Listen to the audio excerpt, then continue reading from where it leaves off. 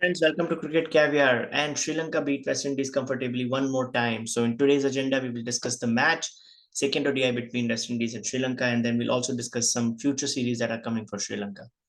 So, to start with this match, I love the way Asitha bowled today. Sri Lankan spinners, we always hear about whenever there's a home match, spinners. Yes, Theekshana and Hasaranga absolutely suffocated the Windies batters, but the way Asitha bowled in the power play today and then doing this gesture, yes, I am there. I absolutely loved it. He showed his dominance, why he's the best pacer for Sri Lankan cricket right now. And the way he bowled to Shea Hope, that in swinger, he had no answers. So Sri Lanka and West Indies batted first, and Brandon King looked okay, but then Asita Fernando tested him with a short delivery, which he could not pull properly, and gets out cheaply.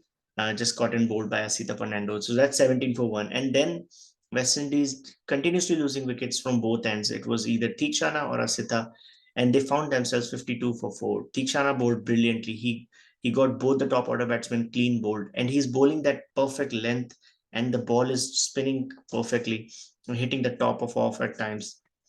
West Indies found themselves 52 for 4.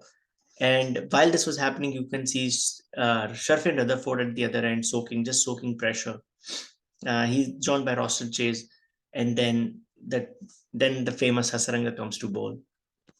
Hasaranga and Theekshana absolutely kills this match. In the next few overs, West Indies slumped from 52 for 4 to 58 for 8. Absolutely trashed, absolutely battered. And you were thinking, boy, today we will have dinner early. I think the match is going to end in 3 hours. But no, Rutherford had other ideas. He then plays a beautiful knock, absolutely carrying his form from the last match. And this guy has only played 5 matches and he has 3 half centuries. He absolutely takes the attack. The ball was still spinning, mind you, like the pitch hasn't changed, but Rutherford played beautifully, and so did Moti from the other end. I mean, he's number 10 on paper, but we know he's been the top 3 or 4 batters for West Indies in this tour. He has such a good defense, and then he plays his shot very comfortable in spin. And Rutherford showed what a game he has on the back foot. Power pack player, uses the crease depth really well and slogs the ball. He hit 4 sixes today. Finally, what happened is very comical because these two were going on and on. Sri Lanka were like worried what is happening. They had already put 119 runs together, and West Indies were 177 for 8 in 34 overs. Then Asita bowls probably the worst ball of his spell today. He bowls an absolute dolly, a full toss on the leg stump, which Rutherford tries to just time it on the leg side, but he gets caught by the youngster Dunit Velalage. He takes a comfortable catch at the boundary. He made it look easy. It was actually very close to the boundary, but he's gone. And Rutherford cannot believe his luck. He actually checks the big screen a couple of times before going back. So his dismissal was, I mean, although they put 119 runs together, but if only if they could have gone further, they would have broken more records and could have taken West Indies part 200. Also, he was thinking about his century, like he was on 80, he played brilliantly. And then Jaden Seals joins Moti. Moti gets to his 50, which is again because he has played so well. We're very happy for Budakesh Moti. But Seals gets out to Hasaranga. Hasaranga ends up picking 40 for 4, Theekshana on 25 for 3, and sorry, 25 for 2, yeah, 25 for 3, and then Asit also picks another 3 wickets. West Indies is bowled out for 189. And this is also a rain shortened match, so each teams only get 44 overs. So West Indies gets all out for 189 in 36 overs, which means they still wasted 8 more overs. So they could have reached 220 to 30, but because of the top order collapse, I would still think that West Indies would be happily taking that 189 because they were 58 for 8 at one point. Now this was time for Sri Lanka, and West Indies also had some hope because the way Rutherford and Moti brought them back into the game. Alzari Joseph, again, only pacer for West Indies who's looking good in this tour. He starts, and Avishka Fernando, who was also looking good, just touched a wide delivery for no reason at all. Like he played a brilliant pull shot, almost went for a six. And then the next delivery, it's a wide one. He just touches his bat and then gets caught at the slip. So Sri Lanka has a breakthrough. Then for some reason, Kusal Mendes and Madushka, who played brilliantly in the last match, they just decided to block. And so then you were like in the ninth over, Sri Lanka has only scored 25, and then Moti gets one through the gate, and he bowls Kusal Mendes. This one went between his legs, and he's clean bowled 25 for two, and West Indies is back in the match. I know it's only 190 to chase, but 25 for 2 in 9 overs. West Indies had the perfect start they were looking for. And Gudakesh Moti today bowled very economically. He was also another good contender for the man of the match for his 50 and 9 overs, just 18 for 1. But then Madhushka gets a partner in Sadira Samavikrama, and they both pile along some runs very quietly, like 90s style ODI cricket. They were going only like 4.5 runs an over, but it was doing well for them because they needed to make a partnership, and they exactly did that. Finally, Sadira Vikrama, the Madhushka is gone. Alzari takes him. Sri Lanka finds themselves 87 for 3. But at this point, they already had made some runs and they only need another 100. Sadira Samavikrama also good knock.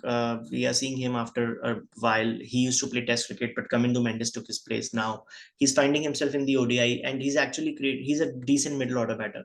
It's a very good backup option for Sri Lanka in the coming matches. Then comes Charita Salanka, the captain. I know I'm a big Salanka fan, but it was so disappointing to see Salanka in the last ODI World Cup where he was just hot and cold. But since the captaincy, I think captaincy really suits him. He has become a more consistent cricketer, and Charita Salanka absolutely plays the most aggressive player and he just smashes the fast bowlers for cover drives, and then he hits a one big six, 92-meter six over cow corner to the spinner. I think it was Roston Chase. So him and Lianage were very aggressive and very funny to watch. Like it was the best part of the Sri Lanka's chase.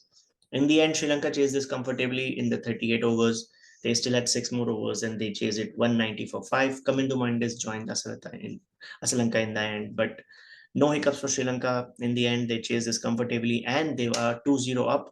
They have won another one-day series. They beat India. Now they have beat West Indies 2-0. And I think it will be 3-0 the way Sri Lankan batting has clicked.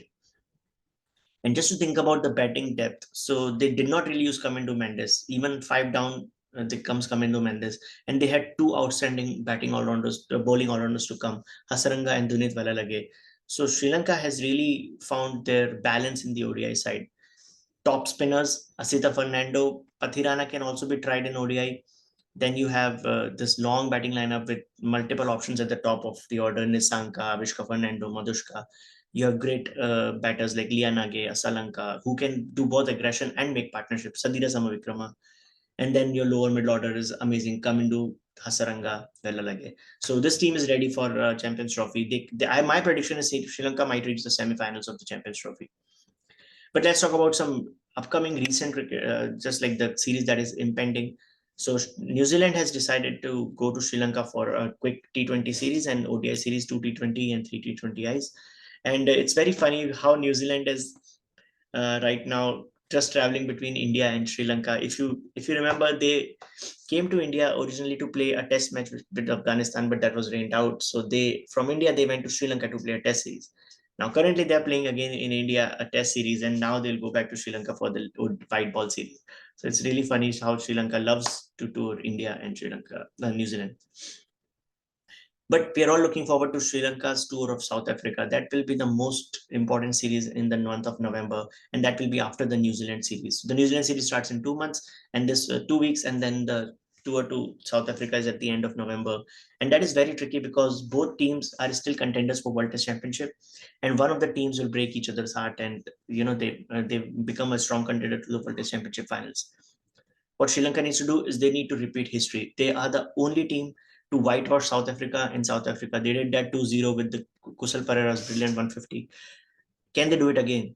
If they do it, they will be very close to that, playing that World Test Championship finals. So a lot of action coming. This series, again, very good practice for Sri Lanka. They are showing their authority and dominance at home. Won the T20I series 2-1 and now won the ODI series 2-0 with one match to play. And then a lot of exciting cricket is coming for Sri Lanka. Caribbean fans too. I'm not seeing a lot of comments. Please comment if you like Sherfin Rutherford's innings. I'm very impressed by him and Gudakesh Moti. And do you think Roman Powell should have been playing the ODIs? If you think so, please let us know. And we're definitely missing Puran and Russell, but this West Indies team had the potential. They could have competed even better.